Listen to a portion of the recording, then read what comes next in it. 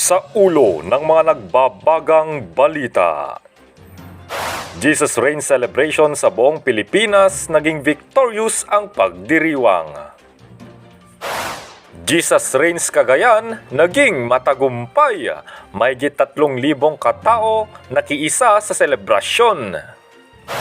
Jesus Reigns sa lalawigan ng Tarlac, buong kagalakang ipinagdiwang. Maria Cristina Park sa Tarlac City, dinagsa ng mga mananampalataya. Ikalimang anibersaryo ng KFC Baggao, masayang idinaos. At One Hope Philippines, nagsagawa ng orientation at training sa GFJC Baggao.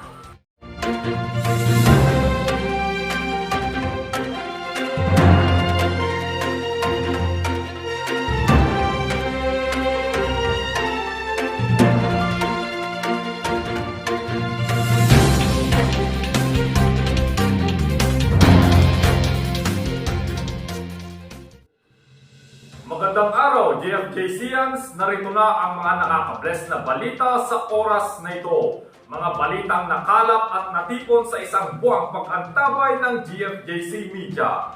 Buong kagalakang ibabahagi namin sa inyo sa oras na ito.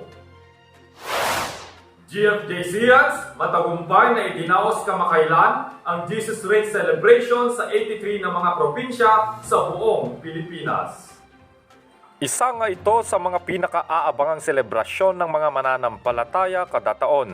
Ang pagdiriwang ngayong taon ay naganap noong November 27, araw ng Lunes na may temang Intimacy with the Word.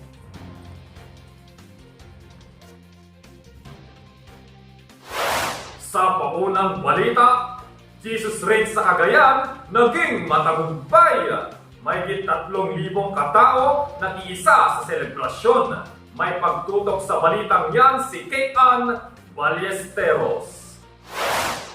Grabing holiday experience, matinding praise and worship at life-changing na revelations from God. Yan ay ilan lamang sa mga kaganapan at karanasan ng bawat Kagayanong dumalo sa Jesus Reigns 2023. Hindi may kakaila ang kagalakan ng bawat isang dumalo sa kakatapos na Jesus Reigns celebration sa probinsya ng Cagayan na kung saan matagumpay itong idinaos sa Lalo Municipal Gymnasium, Sentro Lalo Cagayan nito lamang nakaraang November 27 taong kasalukuyan. Ito ay dinaluan ng mahigit 3,000 na katao na nagmula pa sa iba't ibang mga bayan sa 3 distrito ng probinsya. Sa kabila ng masungit na panahon at layo ng pinanggalingan ng iba, ay hindi ito naging hadlang upang hindi makadalo sa engrandeng selebrasyon. Wala mang naupuan ang ilan, batid pa rin ang kanilang excitement na makisabay sa pagpupuri sa ating Panginoong Hesus. Samantala, nagkaroon naman ng bahagi ang GFJC Baggao Worship Team at Dance Ministry sa naganap na programa. Naging maikli man ang araw ng pag-e-ensayo ay hindi ito naging hadlang upang hindi magpagamit sa Diyos ang mga volunteers. Shout out naman sa mga worshipers and dancers na kahit umuulan at walang masakyan ay gumagawa pa rin ng paraan para maka-attend lang. Shout out din sa mga taga-provide ng merienda at pang-lunch. Ang Diyos ang magbabalik sa inyo ng pagpapala. Dahil dito, isang matinding praise and worship ang naging bunga ng mga sakripisyong ito, and all glory belongs to God. Our ministry was used to bless others at ang pinakamahalaga sa lahat, ating naibigay ang kataas-taasang papuri sa ating Panginoong Hesus. Worth it lahat ng pagod at puyat dahil ginamit natin ang ating buong lakas upang maparangalan ang ating Panginoong Hesus. Kaya kapatid, huwag kang mapapagod, laban lang, magpatuloy lang na ipagamit ang iyong talento, oras at buhay para sa ikakalulwalhati ng ating Panginoong Hesus. GFJCians, see you next year sa Lasam, Cagayan. Kate Ann Ballesteros, Called to Share Jesus, Globally. Sa kaugnay na balita, Jesus Reigns sa lalawigan ng Tarlac, buong kagalakang ipinagdiwang. Maria Cristina Park sa Tarlac City, dinagsa ng mga mananampalataya. May follow-up report si Crystalline Victorio. Malugod at maluwalhating idinaos ang Jesus Reigns celebration sa probinsya ng Tarlac nito lamang November 27 mula alas 3 hanggang alas 6 ng hapon sa Maria Cristina Park, Tarlac City. Tinatayang mahigit kumulang 900 na katao ang dumalo sa nasabing selebrasyon na nanggaling pa sa iba't ibang mga bayan at denominasyon upang makisa sa pagdiriwang. Kabilang narito ang GFJC Tarlac Congregation kung saan mahigit 50 na mga kapatiran ang dumalo at nakisaya kabilang ng mga bata, kabataan at mga magulang. Hindi man mawari ang lagay ng panahon sa araw na iyon na tila uulan at aaraw, hindi ito naging pasakit sa mga dumalo upang masaksihan muli ang pagkakaisa sa pagpupuri at pagtatanghal sa pangalan ng Panginoon bilang isang pamilya ng mananampalataya.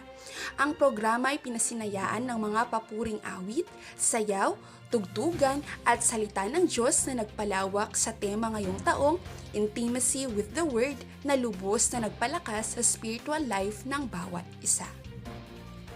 Sa pagtatapos, umuwi ang lahat na labis ang saya at puno ng pagpapala. Bagamat ilang oras lang ang naging takbo ng pagdiriwang, naging makabuluhan pa rin ito dahil nasaksihan ng lahat ang pagkilos ng Diyos sa araw na iyon na kanilang daladala hanggang sa kanilang mga tahanan. Tunay ngang ang paghaharing ng Panginoon ay walang katapusan. Mula noon, ngayon, at magpakailanman. Jesus reigns in the Philippines. Jesus reigns in Tarlac Province. Crystalline Victorio, called to share Jesus globally. Samantala, ikalimang anibersaryo ng KFC Baggao, masayang idinaos. Jeremy Lawigan, nagbabalita. September 30, 2023 sa ganap na alas 8 ng umaga nang idaos ang 5th anniversary ng KFC Baggao sa function hall ng Country Inn Roadside Hotel and Restaurant San Jose, Baggao, Cagayan. Dito nagtipon-tipon ang maraming kabataan upang ipagdiwang ang anibersaryo kung saan naging tema sa selebrasyon ang Sufficient Grace. Naging highlights naman ang praise and worship kung saan ibinigay ng bawat kabataan ang kanilang best worship sa ating Panginoon. Samantala, ginamit naman ng Panginoon si Pastor Maynard Garan bilang guest speaker upang palawigin ang tema ng selebrasyon. Dagdag pa rito, nagbigay din ng inspiration sa mga kabataan si Sis Naomi Esclada, isang misyonary mula sa Santo Niño, Cagayan. Napagalaman naman ng GFJC Media na mahigit 80 kabataan ang dumalo at nakiisa sa masayang selebrasyon kung saan nagtulong-tulong ang mga KFC officers, volunteers, at ilang sponsor para maisakatuparan ang gawain. Salamat sa Diyos dahil makikita sa mga mukha ng mga dumalo ang saya at enjoyment sa kabuuan ng KFC anniversary. Happy 5th anniversary KFC Baggao! Magpatuloy lang tayo, sama-sama hanggang dulo. Jeremy Lawigan, called to share Jesus globally. Sa karagdagan pang balita, One Hope Philippines nagsagawa ng orientation at training sa GFJC Baggao. Yan at iba pang mga balita ihahatid ni Arnel Vallejo. Nagsagawa ng 2 araw na orientation at training ang One Hope Philippines sa Global Flock of Jesus Christ nito lamang November 17 at 18 taong kasalukuyan. Dinaluhan ito ng ilang kapatiran kung saan layunin ng programa na mabigyan ng kaalaman ang mga churches, ministers at workers ng Panginoon na nagre-reach out sa mga bata, eskwelahan at sa mga kabataan. Pagkatapos ng free workshop ay nagbigay naman ng free booklets ang organizers na siyang ipapamahagi sa mga eskwelahan. Ang One Hope Philippines ay isang organisasyon na gustong ipalaganap ang salita ng Diyos sa mga bata at kabataan sa pamamagitan ng Book of Hope. Samantala, ipinagdiwang ng GFJC Baggao ang Pastor's Appreciation Month noong October 29, 2023 kung saan layunin ng programa na mabigyan ng espesyal na pagkilala ang pastor dito sa Baggao na si Pastor Chris Victorio. Dito nagkaisa ang lahat ng departments ng church para mabigyan ng maikling ngunit masayang programa kasama na ang ilang munting regalo para sa ating pastor. Tunay ngang hindi biro ang maging pastor ng simbahan, kung kaya't patuloy sana nating ipanalangin at suportahan ang ating pastor. Sa iba pang balita, matagumpay naman na naitatag ang Young Professionals Department ng GFJC Baggao nito lamang September 10 taong kasalukuyan. Layunin ng YP's department na mabigyan ng safe space ang mga young professionals of Christ dito sa Baggao at ma-empower sila at mahikayat na maging pagpapala at pag-asa sa kani-kanilang mga pinagtatrabahuan. Sa ating panghuling balita, patuloy na isinasagawa ng KFC Baggao sa ilalim ng liderato ng kanilang humble president, Brother Adrian Binarao, ang home fellowship sa iba't ibang mga barangay dito sa Baggao. Nito ngang nakalipas na mga linggo, naganap ang mga gawain ng mga kabataan sa Ibulo at Sentro Baggao kung saan patuloy naman ang suportang natatanggap nila mula sa mga kapatiran doon. Yan ang ating mga balita. Arnel Vallejo, called to share Jesus globally. Sa ngalan ng buong puwersa ng GFJC Media, sumainyo ang mga nagbabagang balita dito sa GFJC News Alert! Ang mas pinalawak, mas pinalakas at mas pinagtibay na mga balita.